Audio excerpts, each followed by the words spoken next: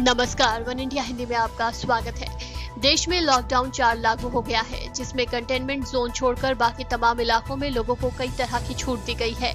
लेकिन जैसे ही कुछ बंदिशें हटी, लोग सड़कों पर आ गए। दिल्ली एनसीआर में कई जगह से ऐसी तस्वीरें सामने आई जो हैरान और परेशान करने वाली थी। मसलन दिल्ली के पटपरगंज और दिल्ली यूपी बॉर्डर इलाके में सुबह से ही सैकड़ों मजदूर बसों के इंतजार में खड़े हो गए। यहाँ बुजुर्ग, महिलाओं से लेकर बच्चे तक शामिल हैं, जो धूप में बसों का इंतजार कर रहे हैं। यहाँ मौजूद लोगों का कहना है कि वो धूप में सुबह से खड़े हैं, ना ही बस है और ना ही खाने का कुछ इंतजाम। यहाँ मजदूरों की भीड़ बढ़ जाने की वजह से प्रशासन को मंडावली मार्ग को बंद करवाना पड़ा और मजदूरों को सोशल डिस्टेंसिंग का पालन कराने के लिए काफी मशक्कत करनी पड़ी।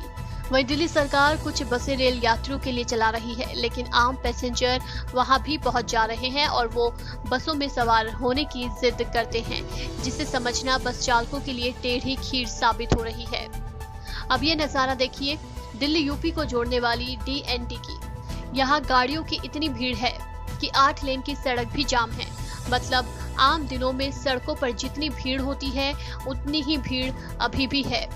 लोगों को लग रहा है कि अब उनकी सारी बंदिशें खत्म हो गई हैं और बॉर्डर खुल गए हैं, जबकि ऐसा नहीं है।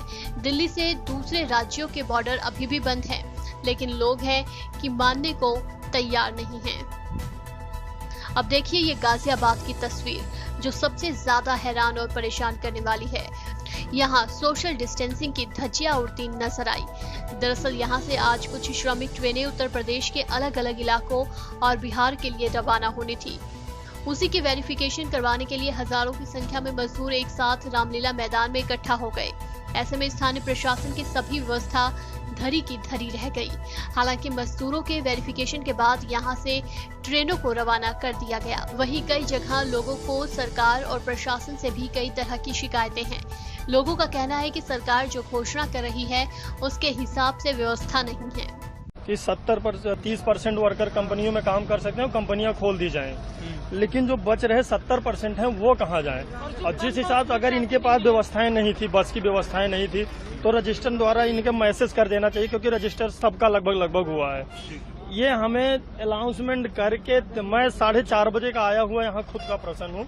आशुतोष पांडे, मुझे प्रतापगढ़ जाना है। तो ये बात किसने कही थी कि जी, पुलिस प्रशासन स्वयं अनाउंसमेंट की है पूरे टहल के पूरे गांव में।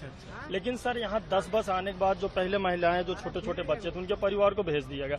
लेकिन सर हमारे लिए 2 रहिया बातें की जा रही हैं। आज बसें नहीं आएंगी, कल आएंगी, अनाउंसमेंट कर दिया जाएगा, फिर आप लोग पार्क में बैठो, आ जाएंगे। बस कोई मतलब चित्र साफ नहीं हो रहा है, क्या होगा। कुल मिलाकर सरकार जिस मकसद से लॉकडाउन कर रही है, वो मकसद अधूरा रह जा रहा है। मजदूरों के हुजूम के कारण सोशल डिस्टेंसिंग की सारी योजनाएं धरी की धरी रह जा रही हैं। वहीं सिर्फ मजदूर ही नहीं, बल्कि अब तो दूसरे लोग भी लॉकडाउन को सीरियसली नहीं ले रहे और बाजारों के साथ सड़कों पर गाड़ियों की रेला नजर आ रही है। वो भी तब जब भारत में भी कोरोना मरीजों की संख्या 1 लाख के पास पहुंच गई है और बीते 24 घंटे में 5000 से अधिक मरीज सामने आ चुके हैं। ऐसे में अंदाजा लगाया जा सकता है कि सोशल डिस्टेंसिंग की यूं ही उड़ती रही धज्जियां तो आने वाले दिनों में क्या होगा। इस खबर में फिलहाल इतना ही। तमाम अपडेट्स के लिए बने रहिए वन इंडिया के साथ।